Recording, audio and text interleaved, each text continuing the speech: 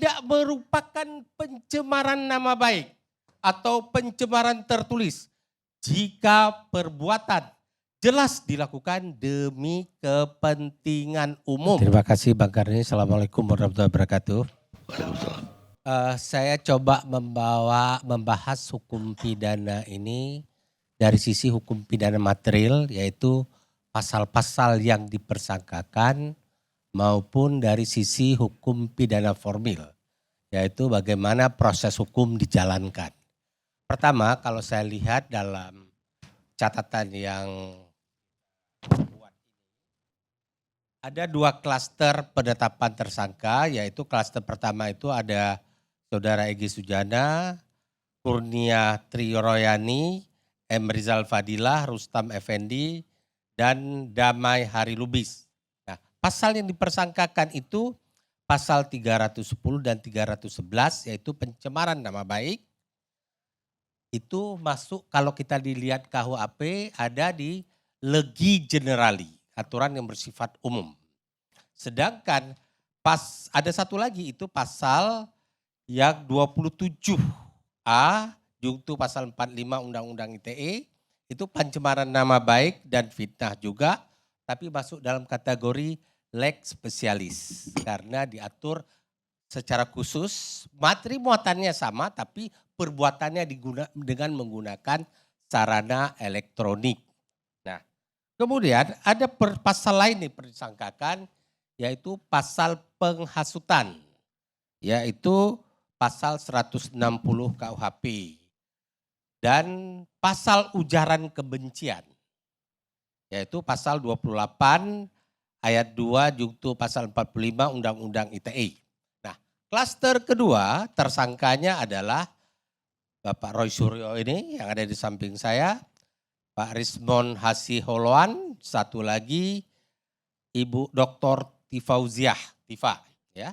Ini pasal pencemaran nama baiknya sama, kemudian ada ujaran kebencian juga sama, kemudian tapi ada tambahan, tidak ada pasal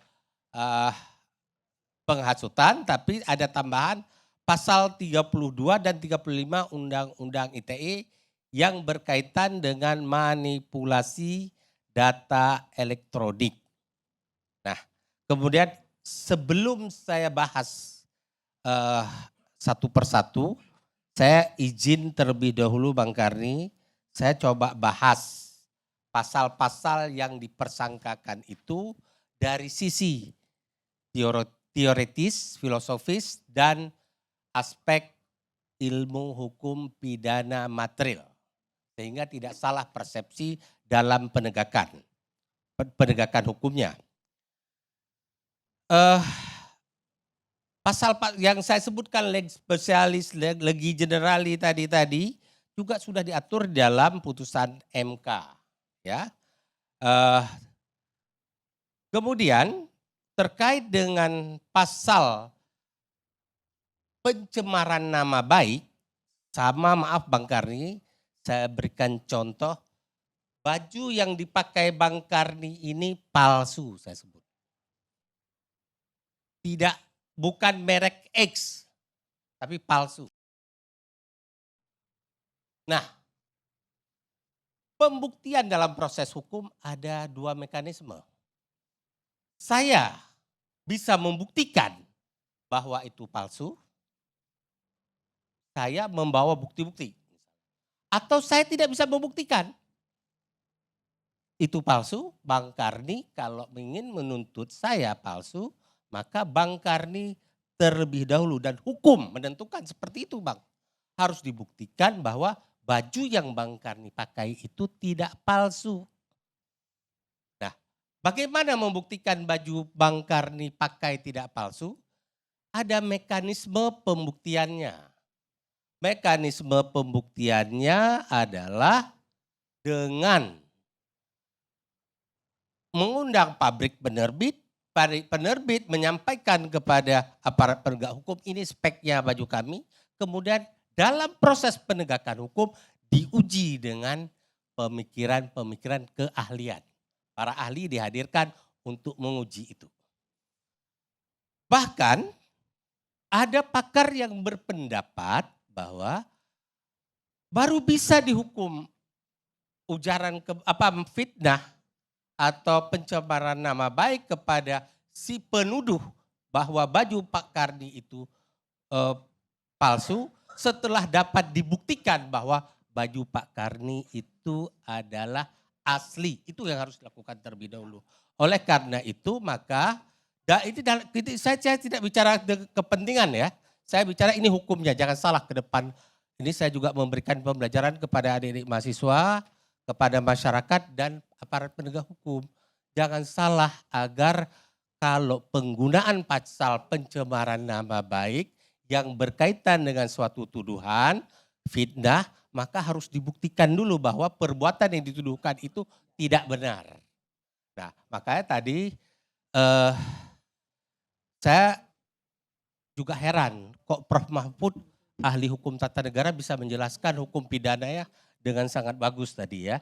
Rupanya saya ingat-ingat, oh ini pembahasan undang-undang ITE ketika beliau masih Menko Polhukam, pasti dibahas gitu. Nah, karena undang-undang ITE itu menjadi isu yang sedemikian dahsyat ramai. Yang kedua, Bang Karni izinkan juga saya menyampaikan ada pasal 310 ayat 4 dan juga diadopsi oleh Undang-Undang ITE pasal 27 yang menyatakan tidak merupakan pencemaran nama baik atau pencemaran tertulis jika perbuatan jelas dilakukan demi kepentingan umum atau karena terpaksa untuk membela diri. Nah, kita melihat apakah sebenarnya kasus ijazah palsu Pak Jokowi ini tidak dikaitkan dengan kepentingan pribadi Pak Jokowi, lebih kepada persyaratan yang ditentukan oleh KPU dalam pencalonan sebagai Presiden Republik Indonesia. Nah, apakah kritisi terhadap persyaratan pencalonan seorang presiden sebagai syarat untuk Presiden Republik Indonesia itu masuk kategori kepentingan umum atau tidak, kita boleh berbeda pendapat. Tapi menurut pendapat saya itu adalah kepentingan negara, kepentingan umum yang harus dijaga agar ke depan tidak terulang perbuatan yang sangat memalukan kalau memang benar ijazah yang digunakan itu palsu.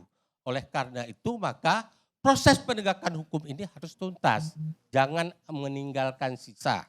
Nah, kemudian saya bahas pasal 160 terkait dengan hujatan kebencian.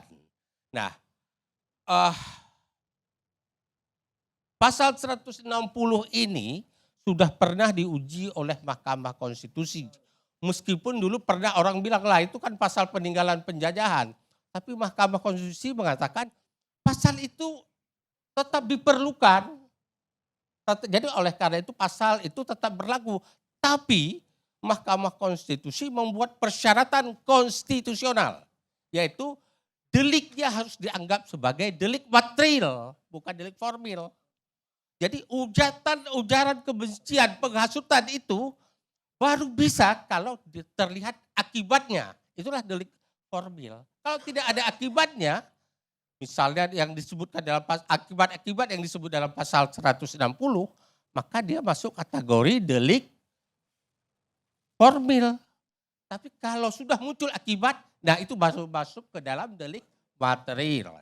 Nah, kemudian saya bahas juga terkait dengan itu putusan Mahkamah Konstitusi ya. Kemudian ujaran kebencian pasal 45,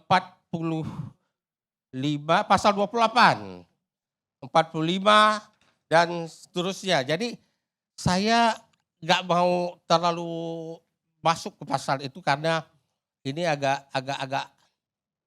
multi tafsir dan multi kepentingan, tergantung bagaimana rasa keadilan oleh aparat penegak hukum. Tapi saya masuk kepada pasal manipulasi data elektronik.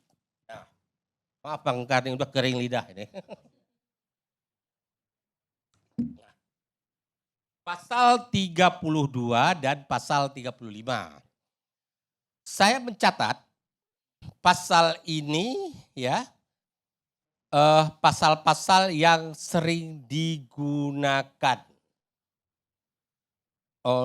dan menjadi alasan dapat dilakukan penahanan terhadap seseorang. Tapi saya selalu berharap dan berdoa penggunaan pasal ini hati-hati. Jangan sampai nanti timbul moral hazard terhadap hukum dan moral hazard dalam penegakan hukum.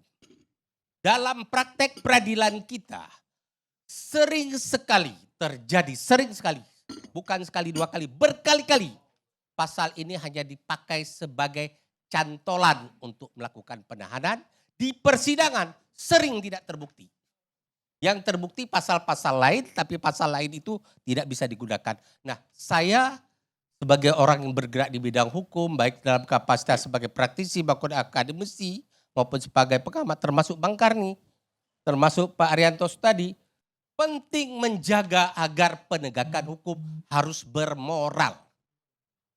Tidak boleh ada moral hazard dalam penegakan hukum, masukkan aja dulu. Nanti nggak terbukti nggak apa-apa, yang penting kita sudah bisa tahan. Nanti dihitung-hitung masa penahanan, dihitung-hitung dipas-paskan dengan masa penghukuman. Itu adalah problem moral hazard di dalam penegakan hukum. Tidak boleh ada satu orang pun yang membiarkan keadaan itu. Itu harus kita lawan, ya. Kalau kita cinta dengan aparat penegak hukum kita cinta dengan Polri, kita cinta dengan kejaksaan, hindari penggunaan pasal-pasal yang sekedar menjadi cantolan dalam penegakan hukum.